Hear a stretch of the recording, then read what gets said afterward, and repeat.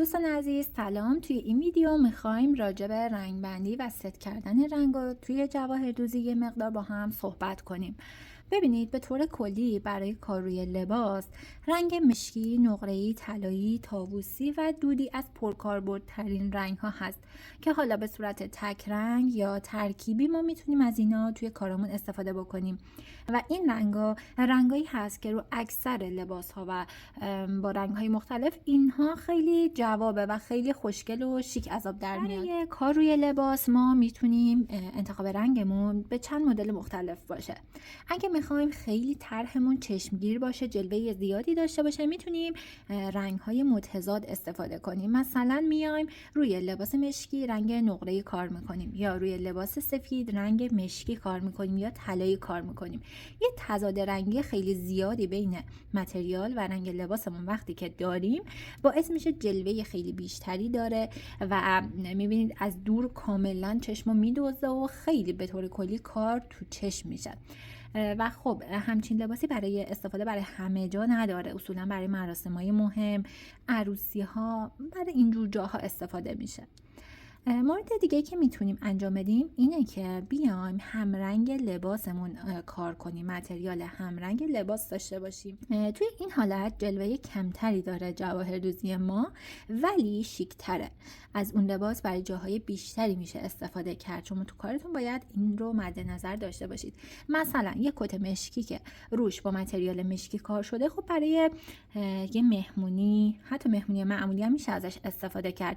ولی اگه کت مشکی روش ما طلایی کار کرده باشیم، یعنی واقعا بجز عروسی یا مهمونی های شب آنچنانی کاربرد دیگه‌ای نخواهد داشت. شما میتونید توی قسمتی که دارید مثلا به مشتری مشاوره میدید راجع به انتخاب رنگ متریال، اینا رو بهش بگید و بپرسید لباس رو برای کجا میخواد استفاده کنه، بهش راهنمایی بدید. بهتره که شما این اطلاعات رو داشته باشید، بتونید به مشتریتون مشاوره بدید حتی راجع به انتخاب رنگ متریال. نوع دیگه هم که هست، ما میتونیم به صورت ترکیبی استفاده کنیم. مثلا یک کت مشکی داریم، میایم روش جواهردوزی، البته اینم بگم وقتی که متریال همرنگ لباس استفاده میکنیم درسته جلوه کمتری داره ولی کار شیک تره. مثلا کت مشکی روش مشکی کار میکنیم، یه شمیز سفید روش با متریال سفید یا نقره‌ای که رنگش نزدیک به سفید استفاده میکنیم و تضاد خیلی زیادی به متریالمون نمیدیم نسبت به لباسمون. یا مثلا لباس کرم تور داریم، میایم روش با رنگ بژ یا طلایی کار میکنیم. توجه داشته باشید تو این حالت واقعا خیلی کار شیک‌تر میشه. وقتی که متضاد کار میکنیم، حالا پایین‌تر بهتون میگم یه سری موارد رو باید رعایت کنیم تا خروجی کار ما خوشگل و شیک باشه، چشم نواز باشه، یه کار مثلا اصطلاحاً دموده و زشت از آب در نیاد. مورد بعدی که داریم اینه که میتونیم به صورت ترکیبی استفاده کنیم. مثلا برای یه کاری میایم رنگ طلایی نقره‌ای استفاده میکنیم با هم، یا ترکیبی از دودی مشکی کار میکنیم، یا ترکیبی از مثلا 7 رنگ یا همون طاووسی با رنگ طلایی استفاده میکنیم. این هم ترکیب رنگ خوشگلی به ما میده که البته خب بستگی داره که لباسمون چه رنگی باشه که ما کدوم ترکیب رنگو بخوایم که استفاده بکنیم. وقتی که ما داریم یه کاری رو به صورت متضاد کار میکنیم، شما تصور کنید داریم روی یک لباس سفید یه طرح پر از پیچ و تاب و شاخ و برگ و اسپیرال های زیاد به رنگ مشکی میخوایم کار کنیم. ببینید تو این حالت این سه تا فاکتور فوق العاده باید با دقت و وسواس انتخاب بشه، چون کوچکترین خطایی توی هر کدوم این سه تا خیلی زیادی به چشم میاد و باعث میشه کار شما اون کیفیت لازم رو نداشته باشه. اولیش انتخاب طرحه. باید بتونید طرحو خیلی مثلا حروف منحنی و اسپیرال دارید، خیلی تمیز، صاف، مرتب و عالی روی کارتون پیاده بکنید. خب فکر کن یه سری خطوط مشکی، حالا این خط مثلا اینجوری منحنیه، مثلا منحنیش یه جاش خیلی بیرون بزنه، نمیدونم زاویه داشته باشه، چقدر کار بد میشه در نهایت. حالا هرچی شما بیای متریال گرون استفاده کنی، انتخاب متریالمون خیلی مهمه توی این وضعیت. انتخاب نوع دوختامونم چون خیلی به خاطر اون تضاد زیادی دیده میشه باید با وسواس و دوختای مناسب انتخاب بشه که در نهایت یه کار شیک و چشم نواز داشته باشیم. یعنی ما که یه کار جواهردوزی میکنیم فقط این نیست که بیایم یک سری متریال رو بریزیم رو کار رو بدوزیم و فقط مثلا اون متریال دوخته بشه روی کار. خیلی مهمه کار ما شیک باشه، چشم نواز باشه، زیبا باشه، مشتری ما که میپوشه اینو جایی همه لذت ببرن، مثلا نگن مثلا چقدر لباسه مثلا زشته، چقدر دموده است، همچین بازخوردی خب نگیره. اینجوریه که برای ما اصلا مشتری میاره. مورد بعدی که میخوام بگم، ببینید ما چندین تون طلایی داریم، چندین تون طاووسی داریم، هر طلایی زیبا نیست، هر طاووسی زیبا نیست. موقع خرید متریال صرفا نگید این طلاییه پس من اینو برمیدارم. ببینید مثلا من اینجا ملیله شکسته دارم، خب توی دوربینم کاملا مشخصه این طلایی خیلی ملایم تره، یه مقدار ماته. این طلایی حالت زرد خیلی براقیت بیشتری هم داره. حالا من یه جاهایی از این استفاده میکنم، یه جاهایی از این، بستگی داره به طرحم، بستگی داره به رنگ لباسم. میام لباسی که دارم کار میکنم یک کم اینو میریزم روی قسمتی که میخوام کار کنم، ببینم رنگش به کار من اصلا میاد روی اون رنگ لباس، این خوشگل تره یا این خوشگل تره. سعی میکنم اونی که مناسب تر هست رو انتخاب کنم. ببینید مثلا من اینجا ملیله شکسته طاووسی دارم، شما نگاه کنید. خب حالا این در حقیقت از این چیزی که شما دارید میبینید توی تصویر رنگش خیلی مات‌تره، اصلا شفافیتی نداره، ولی این طاووسی خیلی براق و خوشگل تره. خرید متریال به تون رنگی که دارید میخرید دقت کنید. هر طلایی قشنگ نیست، هر دودی قشنگ نیست. متریالی زیباه که شفافیت لازم رو داشته باشه، برق لازم رو داشته باشه. به طور کلی توی متریال برای کار روی لباس من مارک FGB رو توصیه میکنم. چرا؟ کیفیت متوسط رو به بالایی داره، یعنی نمیشه گفت متوسط، واقعا کیفیت خوبی داره.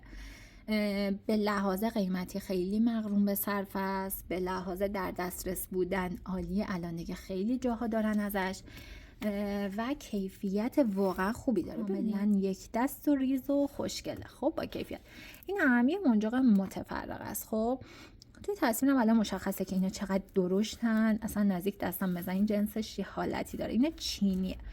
حالا تو رنگ مشکی من از اینم استفاده میکنم ولی توی رنگ بندی دیگه منجاقی که چینی باشه، بی کیفیت باشه، خیلی فرق میکنه با منجاق FGB. خواستم که این دوتا رو داشتم تفاوتش رو ببینید.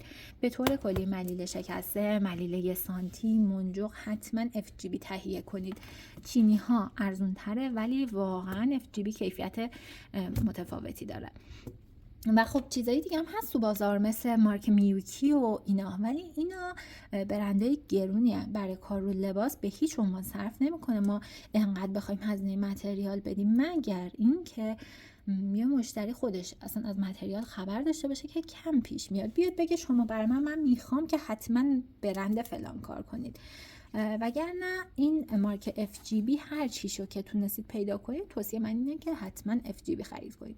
برای مروارید سنگی حتما خرید کنید. مروارید پلاستیکی برای لباس به هیچ عنوان کار نکنید. به صورت بندی خیلی هم قیمت مناسب داره. یا کریستال پلاستیکی استفاده نکنید، حتما کریستال جنس خوب استفاده بکنید که قیمت کریستال ها دیگه تقریبا همه جا یکی هستش و اینجوری نیست که مارک خاصی داشته باشه. راجع به انتخاب رنگ نخ میخوام بگم که همیشه برای هنرجوها سواله که رنگ نخ من چه رنگی باید باشه. ببینید 2 حالت داریم. خب با توجه به رنگ لباس، با توجه به رنگ متریال، یه وقتایی ما نخمون هم رنگ لباس برمیداریم، یه وقتایی نخمون هم رنگ متریالمون برمیداریم. هر 2 حالت ممکنه بر کاربرد داشته باشه. شما باید به یه نکته توجه کنید، اونم اینه که ببینید تو کدوم از این 2 حالت نخ شما دید کمتری داره یا جلب توجه کمتری میکنه. یا با تجربه و تکرار و تجربه و دوختن چند تا کار کاملا دستتون میاد. قاعده کلی و 100% نداره، مثلا فرمول شیمی و ریاضی نیست من بگم حتما رنگ لباس باشه یا حتما رنگ متریالتون باشه. اینو با تجربه باید به دست بیارید. ولی گفتم چیزی که مهمه اینه که کمترین حالتی که نخ دیده بشه. به هیچ عنوانم از نخ نامرئی برای دوخته روی لباس استفاده نمی کنید. یه موقع همچین اشتباهی مرتکب نشید، حسابی حواستون باشه. نخی که استفاده می کنید همین نخ قرقره یا دوکه که خب نخ دوک، این دوکای بزرگ خیاطی میتونید سفید مشکی چون خیلی کاربرد داره میتونید تهیه کنید، یا همین قرقره های کوچیک با توجه به رنگ لباس و متریالتون. چیزی که مهمه اینه که جنس خوب باشه، محکم باشه، زود پاره نشه. نخو دارید میخرید، خب از فروشنده میپرسید، بگید من نخ قرقره کیفیت خوب میخوام چون اصلا قیمت زیادی نداره. شما با یه قیمت خیلی خوب میتونید نخ با کیفیت تهیه کنید. حالا فروشنده اگه که راهنمایی نکرد، خب یه تیکه نخ رو با دستتون میکشید دیگه. نخی که سری پاره بشه خب قاعدتا مناسب نیست. سوزن هم که حتما مارک رویال جل نقره سایز 9 یا 10 که یکم بلنده، تهش طلایی، خیلی مناسب کار ماست. راجع به رنگ بندی هم در نهایت میگم شما میتونید تک رنگ کار کنید، جواهر دوزیتون کلا مشکی باشه، کلا طلایی باشه، کلا قرمز باشه. حالا اینو میتونه رو لباس هم رنگ خودشون باشه یا رو لباس رنگ متضاد.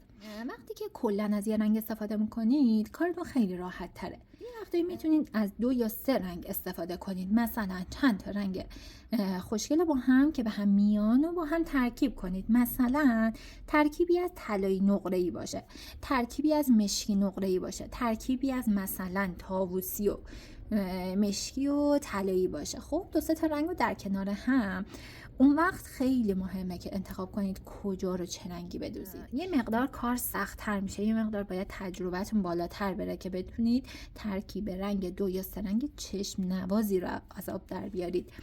یا اینکه میتونید تونالیته رنگی استفاده کنید. یعنی چی؟ یعنی 2 یا 3 تا رنگ نزدیک به هم از یه خانواده.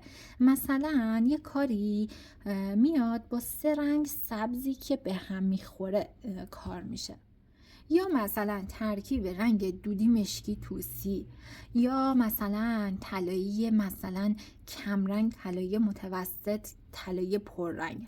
اینطور ترکیب ها رو شما میتونید توی کارتون استفاده کنید، ولی باز میگم تک رنگ خیلی کارتون راحته.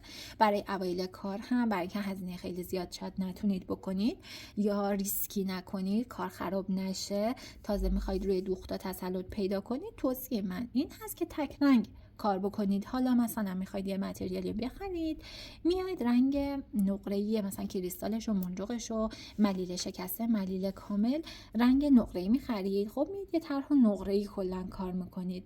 و برای شروع کار خیلی بهتره دیگه درگیر ترکیب رنگا و هزینه زیاد که مثلا 10 رنگ نمیرید کریستال بخرید، با هزینه کمتر میتونید کارو شروع بکنید. این بود توضیحات من راجع به رنگ ها در جواهر دوزی. امیدوارم که استفاده بکنید. میتونید که از این ویدیو نوت برداری کنید و داشته باشه کنار دستتون، هر موقع که لازم بود بهش رجوع کنید و براتون مفید بوده باشه.